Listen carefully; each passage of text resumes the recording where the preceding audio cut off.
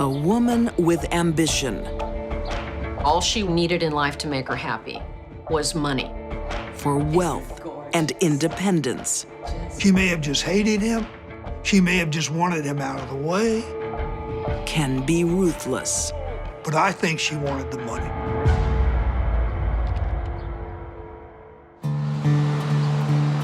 (1992), Huntsville, Alabama. Twins Betty Wilson and Peggy Lowe enjoy each other's company. They share the same gene pool, but are very different individuals. Peggy Lowe sang in the choir at a big Baptist church. She was a school teacher, and she was held in high regard in the community. Her sister Betty has a more flashy reputation. Betty lived what some would call a liberated lifestyle. It's a bit early to be drinking, isn't it? No. And partied quite a bit. Did anything she wanted to do. She collected things like fur coats, diamonds, jewelry. She had a pretty good collection of luxury items. A nurse, Betty is married to wealthy ophthalmologist Jack Wilson. She wanted to find a rich doctor. She was infatuated with money and with the status that a doctor could bring her. Jack is quite a catch. Look what I just got, Jack. Isn't it gorgeous? Dr. Wilson was a one-of-a-kind guy. He was a generous man. He had a sign in his office that said, "If you can't pay, see the doc." All right, Simon. Now then, let's have a look at these eyes of yours. Dr. Jack Wilson was like one of those doctors that did everything for everyone. He was a great person to be around, to have as a doctor. He was just an outstanding guy. There's no question he was one of the most beloved men in Huntsville, Alabama. Well, you got a slight astigmatism, but I don't think you're gonna need glasses. Thanks, Doc. But this generous doctor has health problems of his own. He suffers from Crohn's disease, an inflammatory bowel disorder. Required him to wear a colonoscopy bag, which was very uncomfortable for him and apparently very odious to her. Hello, honey. Do not disgust me. Betty has no sympathy. She ridicules him publicly in the most heartless way. More money. More. She would say things like, "You make me sick, and I don't want to see you anymore." Thank you. She would do this before the personnel in Jack's office, for example. She would say things to him like, "You disgust me," which probably in Jack's heart was his biggest fear, that he would ever disgust anyone because of his condition. And she played on that fear. Repelled by her husband's condition, Oh, you're too much. Betty openly takes lovers. Well, that is for sure. Betty was notorious. I'm just gonna reach in here. She was very freewheeling. She was not abashed about her sexual encounters. Promiscuous would be an understatement. Why, Jack? Come to get your briefcase. Bye-bye now. She told Jack, and she was never going to have sex with him again. The one thing Betty likes about Jack is his money. I think she just wanted to live her lifestyle the way she wanted to live it. And she was quite opposite from her sister in that regard. Betty's sister Peggy lives a very different life. She's known for helping those in need. You feel like some lunch? Yeah, that'd be great. Thanks. Like out-of-work handyman James White. He'd been a loser all of his life. He had lost his children. He went from job to job being a workman. Doing pretty tough, actually. Peggy met James through some work that she had done at her school. She needed bookshelves for her classroom. She learned that James Dennison White was a handyman in the area. She sends him to her sister Betty, who has a job for him.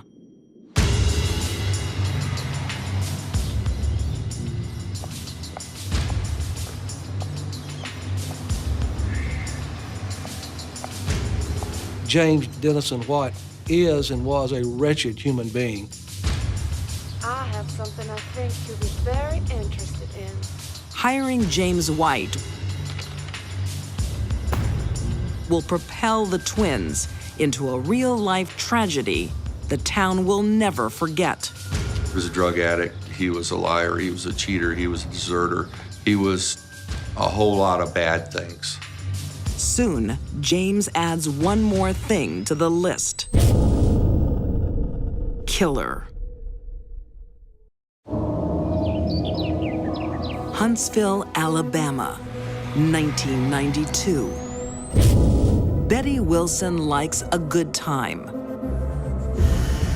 She's bored with her 14-year marriage to ailing husband, Jack. I think Betty married Jack Wilson for two reasons. Number one, he was an ophthalmologist, which probably meant he made a lot more money than most doctors do. And secondly, he was chronically ill with a serious, debilitating disease. She thought he would die.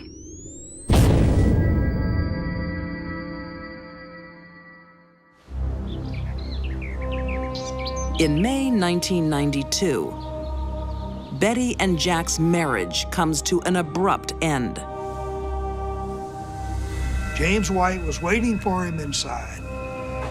What the? What are you doing? They scuffled. James White picked up this baseball bat and meticulously beat Jack to death with it. It was a brutal murder. Get out of my house!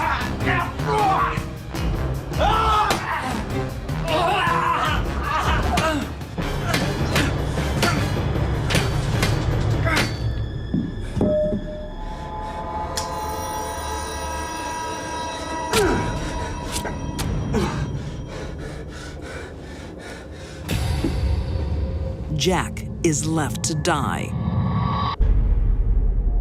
They found him beaten severely and stabbed at least twice. It looks like a burglary gone wrong. Until the police receive a phone call from James White's former girlfriend. The police zeroed in on James pretty quickly.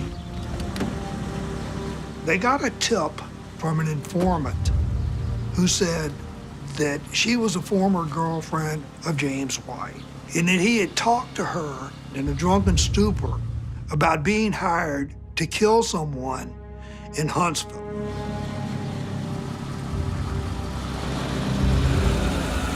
After he was captured, he told a series of stories. James confesses, but insists he is a contract killer. And his alleged clients will stun officials. He got around to admitting that he had been hired to commit the murder by the twin sisters. James says his instructions come not only from Betty, but her twin sister, Peggy. Said that Betty Wilson and Peggy Lowe hired him to go and kill Dr. Jack Wilson. And they were going to pay him $5,000. Betty's disdain for her husband is well known.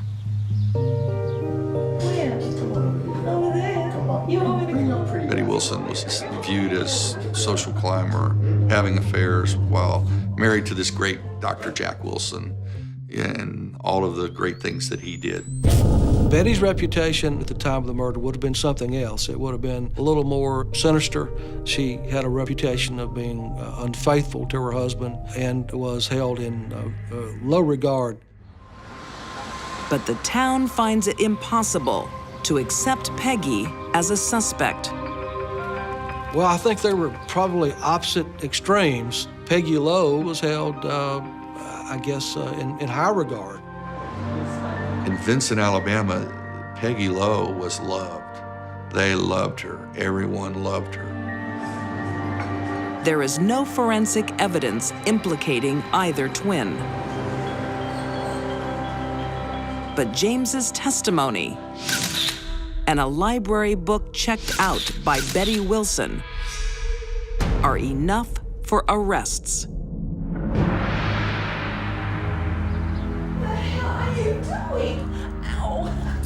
They were connected by a library book, which was checked out from the Huntsville Library.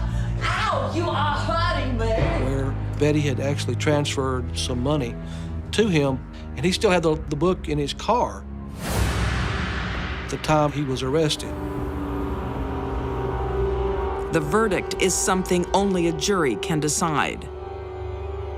James White is the star witness. He worked out a deal where he would get a reduced sentence in return for testifying against the two women. In court, as in life, the sisters are opposites.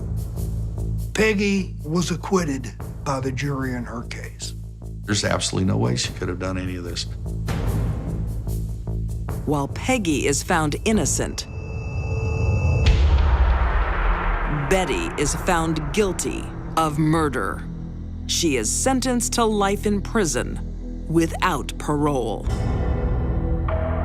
The facts that we brought together painted the picture of a vile and contemptuous woman who had everything but wanted more.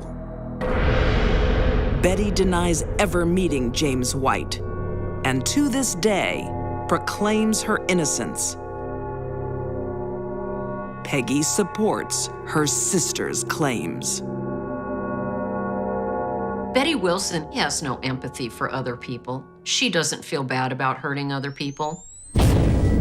It's hard for me as a registered nurse to say that about another registered nurse. But I do believe this to be true. Betty Wilson was a dangerous woman, and she still is. She's right where she needs to be for the rest of her life.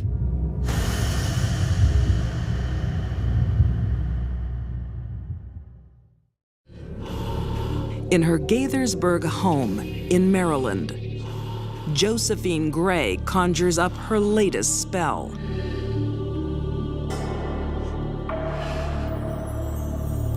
She believed she had special powers, and she made other people believe it as well. Josephine's a voodoo queen. Her world is dominated by black magic. Josephine Gray had a strong enough and manipulative enough personality to control a lot of people and to control them with fear. In 1974, her first husband, Norman Stribling, fears her power. He found voodoo passages indicating that she was going to bring harm to him. He saw his name written down with all kinds of ingredients for cooking up voodoo concoctions to kill him. But Josephine's real power isn't magic. It's lead. For all the voodoo magic that Josephine practiced, she ultimately resorted to a simple gun. One night he woke up, sat up in his bed, and there she was sitting up with a gun pointed right at his head. This was a man living in fear that knew his life was short.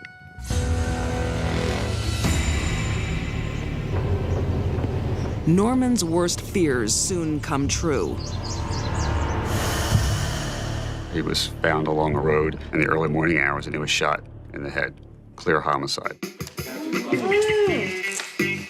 Ooh, we can pay down cash on that condo. Love it. Norman's murder gives Josephine a handsome life insurance payout. Enough for a new beginning with her secret lover, Robert Gray. Josephine liked to control men. The pattern shows that when men were no longer enamored with her, she would move on. The original investigation back then clearly pointed to Josephine Gray. Whether she actually pulled the trigger, I don't know, but I think she was there. Josephine isn't charged. No one is.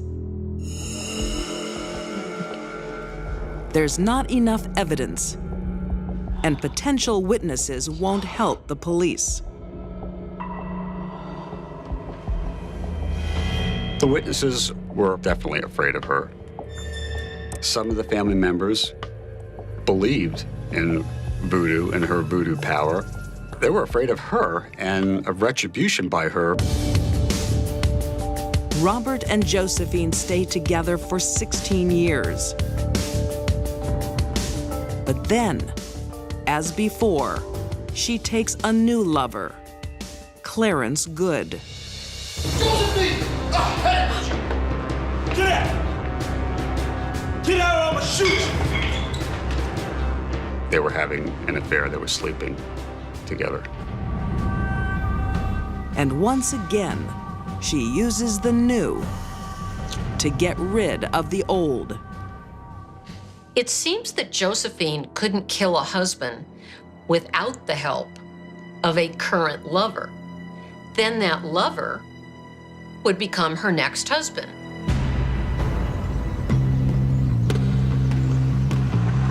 Robert was driving down the road. They pulled up alongside of him, and Clarence was like hiding in the seat. And then when he pulled up, he pointed a gun at Robert, and Robert, slammed on the brakes and turned the car around and, to get away from them.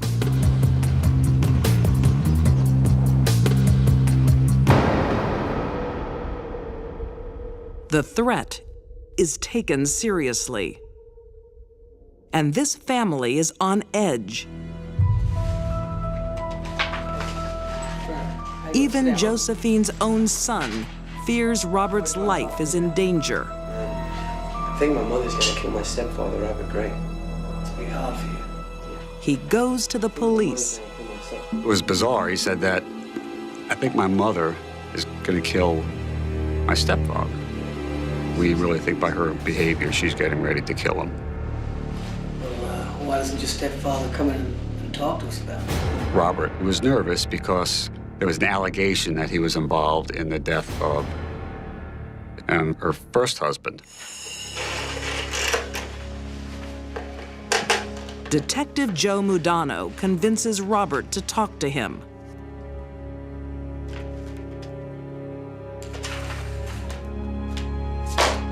Mudano. I want to come and talk to you guys. When I spoke to him, he, to me, appeared to be a nervous wreck. Scared of her. Okay, fair enough. But the police investigation will be too late. He knew it was coming. It looks like he was ambushed.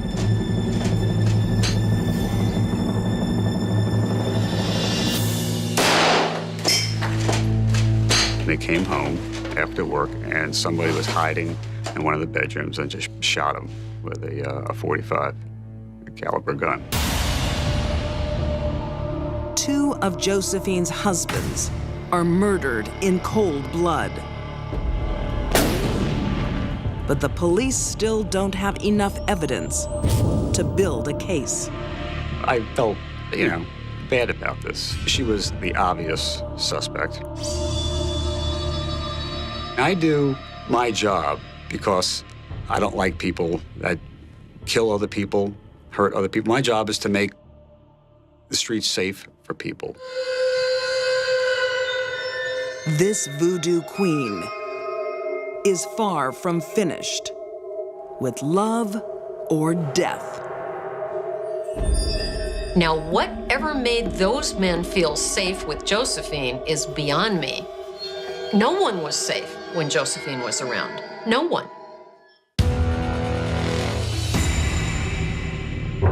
In Gaithersburg, Maryland, Josephine Gray's husbands have a habit of turning up dead. And with each death, Josephine gets an insurance payout. Josephine Gray is one of the more fascinating women murderers I've ever studied. She was clever, attractive, she was manipulative. She was successful at doing what she did best, which was murdering husbands. Many in her family believe she is the killer. But Josephine keeps them silent with the threat of black magic, voodoo. They were afraid of her. They thought she had, powers. With no witnesses and little evidence, murder charges won't stick. It just kind of eats at you that this woman did this. It's obvious. Everyone in her family knew she did it. We knew she did it. Detective Mudano, determined to break the case, appeals to the next potential victim, Josephine's latest lover, Clarence. What makes you think you're so special? We talked to Clarence and said, look at the first two husbands. When the relationships went sour or she met somebody else, look at their fate. What makes you think that you're so special? And he didn't want to hear any of that. 6 years later, in 1996, Yeah, that's Clarence. the prediction comes true. It seems that every man that got involved with Josephine ended up on the wrong side of a gun.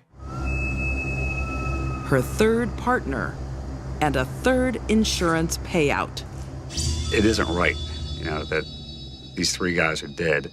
They knew they were going to get it and told everyone they were going to get it, and we can't do anything about it.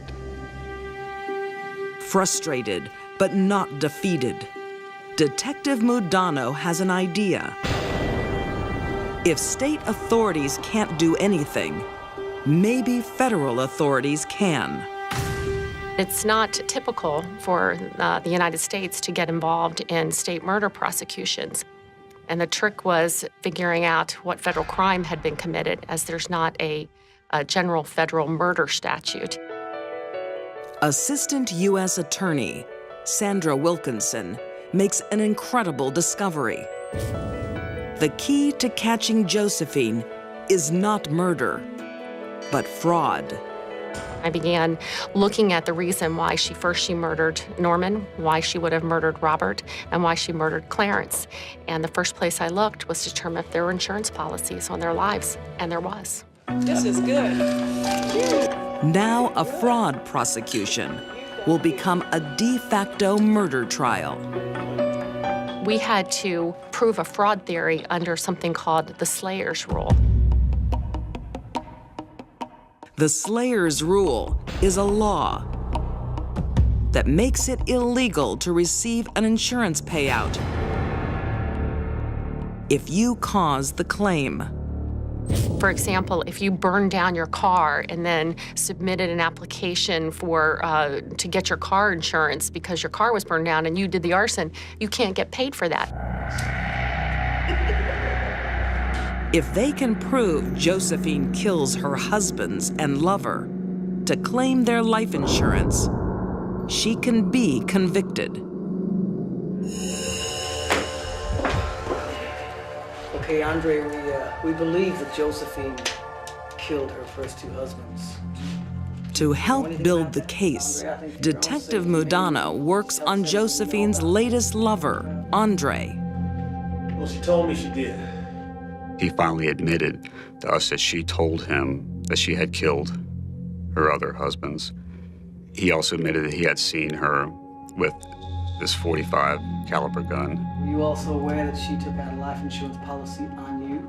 We also told him, did you know that she was trying to take a life insurance policy out on you, which he had no idea.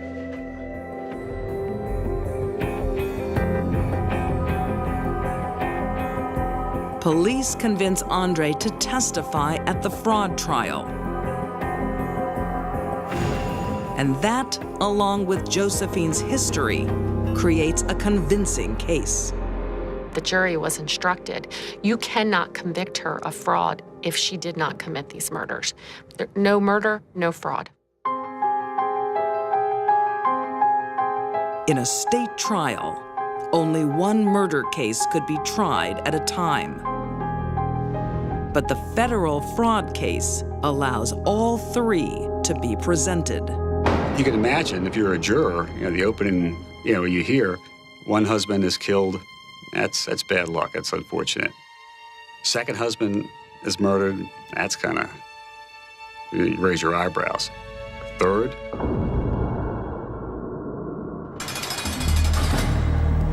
In 2002, the jury finds Josephine Gray guilty of all 8 counts of fraud. There was a way to prosecute Josephine Gray, even if there wasn't a federal murder statute. The 55-year-old is sentenced to a total of 40 years behind bars and no chance of parole.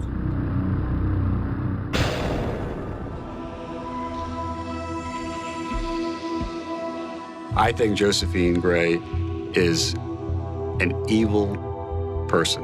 To be able to kill people, people that you loved, people that you had children with, people that you lived with. If that's not evil, I don't know what's evil.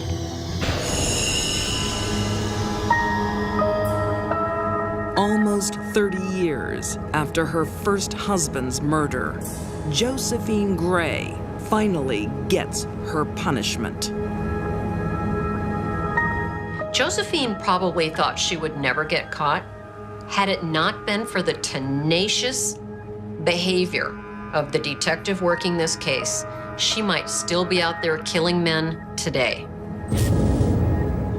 I was perfectly satisfied because it just meant that she was going to probably die in prison. When life goes off the rails, she doesn't care about somebody else. She doesn't care about a child. And it is difficult to survive. She needed those drugs, and there was nothing that was going to stop her. Desperation can lead to desperate action. This is not someone we want out walking among us.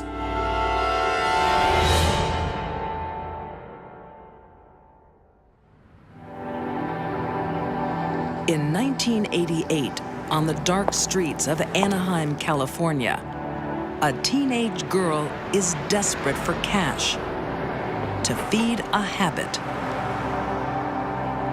Rosie used heroin. She used whatever she could get her hands on. Rosie Alfaro's traumatic life has left her scarred. She began using drugs at an early age. She was turned out as a prostitute at the age of 14, constantly running away from home. Rosie's family feels powerless to help. Her mother indicated that she would see her loaded, see her with the drug use when she would come to visit her, but there was nothing she could do. By 18, Rosie has a son, but nowhere to live. The family of a school friend, 18-year-old April Wallace, takes them in. She has a 9-year-old sister, Autumn, who loves having an extended family, but the rest of the household doesn't.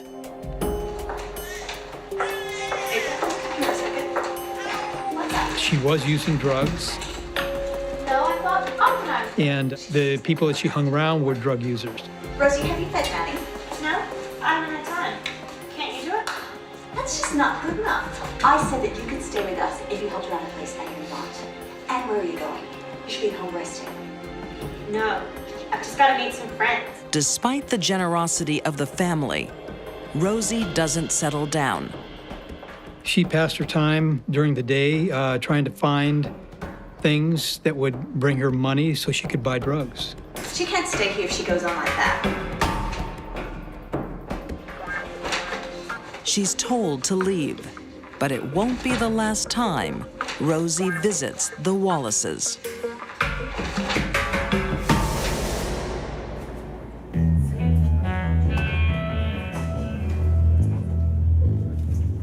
Rosie has a new home, a squalid one, and she's desperate for money.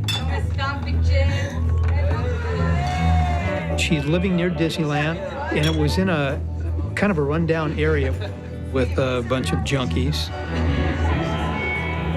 Drugs and alcohol in the human body reduce inhibitions. And sometimes when people are high on either one of those things or both, they will do things that they never would have even considered in their clean and sober moments. Well, did you get any? No, he said no more credit. I can't come down now. No money, no way.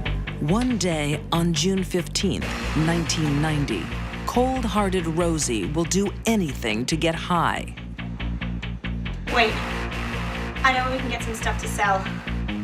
In the past, she sold her body.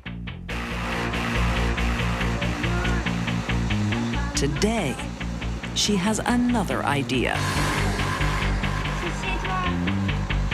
The Wallace family has a routine. Autumn often stayed by herself in the afternoon after school before her mom got home in the evening. So it's a nice surprise for the 9-year-old when she gets a visit from a familiar face. When she saw Rosie at the door, there's no question she would have let her in and just trusted her. Home alone, Autumn enjoys the company. Little does she know, she's playing with danger.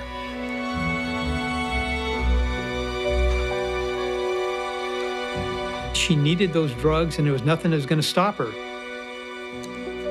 I'm just going to the bathroom, okay? Okay.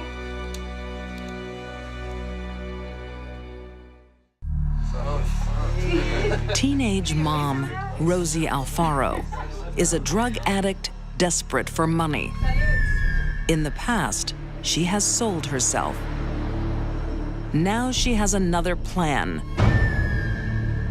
On June 15th, 1990, 9-year-old Autumn Wallace is home alone. Autumn was a little 9-year-old, a little blonde girl, very cute and very popular at school. And she gave her mom no trouble whatsoever, a very easy child, very smart child. I'll be back soon. Rosie arrives with her baby and 2 druggies. Give me a break. Hi, Autumn. Can I come in? But Rosie's idea of robbery is stealing a life. To keep a witness from saying who it was that stole all the stuff out of the house. She realized she's going to have to kill her because she'd recognize her. Rosie indicated she saw a knife in the kitchen, and she took that knife. I'm just going to the bathroom, okay? Okay. And then went back in the bathroom under the guise of fixing her hair. Can you come in here for a moment? Sure. And lured Autumn into the bathroom. Yes? Can you wash these for me? Okay.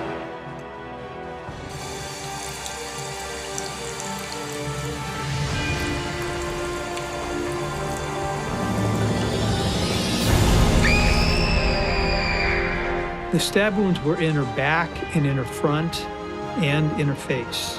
They were all over. She was laying on her back. It was very ugly, very brutal. Blood everywhere. She stabbed her repeatedly, over 50 times. The fact that Rosie stabbed Autumn in excess of 50 times, a 9-year-old girl, one well-placed stab wound would have done the job, but she does it 50 times or more, to me speaks of rage and drugs.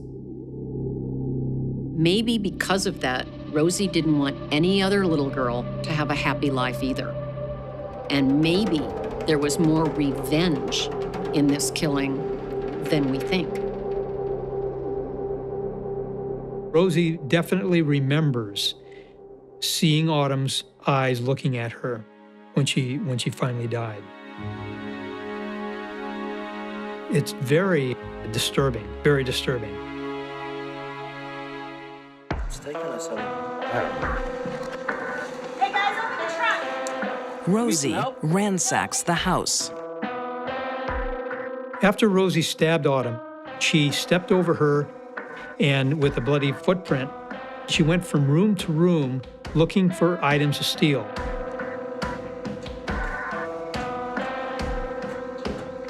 Leaving that little boy, that toddler, in the front of that house while she's in there brutally killing an 8-year-old girl, it's just unimaginable for a mother to be able to do that.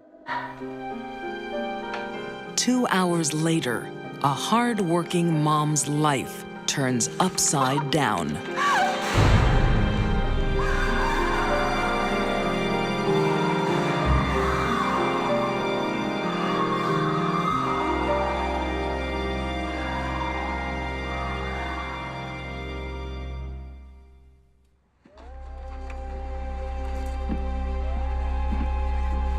I'll give you 200.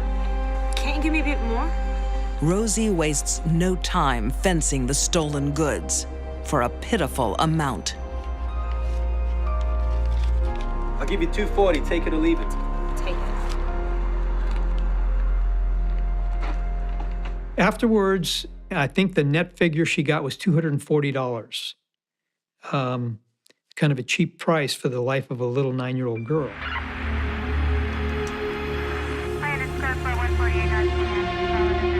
Cash in hand, Rosie returns to the scene of her crime. I'm a friend of April's. Can I speak with her? No, ma'am, that's not possible. Often killers return to the scene of the crime. She would have passed it on. There's a variety of different reasons they do this. Sometimes it's to view the body. Sometimes it's to remove evidence they may have left. Sometimes it's for kicks. It turns them on. Rosie returning to the scene of the crime put her right into the center of the investigation. And she's made another mistake. She leaves a bloody footprint. There's only one footprint in blood near the body. So there was a lack of any other footprints. The police officer remembers the suspicious teenager on the night of the murder. They track Rosie down. And that bloody shoe print, they had something concrete to go on. They found the shoes in where she was living and matched the shoe print too. So Rosie did herself in as far as getting caught for that crime. In 1992, Rosie Alfaro is convicted of first-degree murder and is condemned to die. She had no feelings for what she had done to another human being, especially a young child, and especially being a mother herself. It's very disturbing, very disturbing. Rosie chooses drugs over a child's life and has never said sorry. Rosie is a sociopath, and she has no empathy for other human beings. And it would help explain why she was able to, number one, murder her friend's little sister in such a horrible way, and number two, have no remorse about it. She remains on death row in the Central California Women's Facility. This is not someone we want out walking among us.